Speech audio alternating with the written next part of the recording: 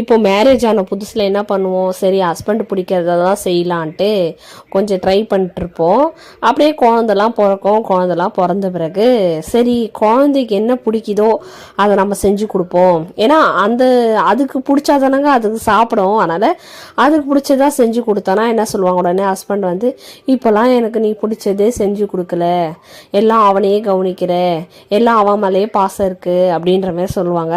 இந்த நேரத்தில் எனக்கு என்ன தோணுதுன்னா, நான் யார் இதில் குழந்தனே தெரியாது, அந்த அளவுக்கு மாறிடும். கல்யாணம் ஆன புதுசுலன்னா நான் ஒன்று அவங்களுக்கு பிடிச்சது சமைக்கிறோம், அப்புறம் குழந்தை பிறந்து குழந்தைக்கு என்ன பிடிக்குதோ அதை தான் சமைக்கிறோம். கடைசி வரலும் நமக்கு என்ன பிடிக்குதுன்றதை நம்ம சமைக்க மாட்டோங்க.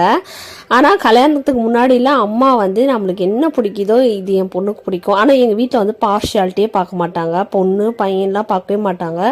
2 பேருமே ஈக்குவலாக தான் எங்கள் அம்மா ட்ரீட் பண்ணுவாங்க. ஒரு சிலர் வீட்டிலலாம் பையனுக்கு தான் ஃபஸ்ட்டு சாப்பாடு போடுவாங்க, பொண்ணுக்கெலாம் செகண்டு தான் போடுவாங்க. ஆனால் அப்படிலாம் கிடையாது.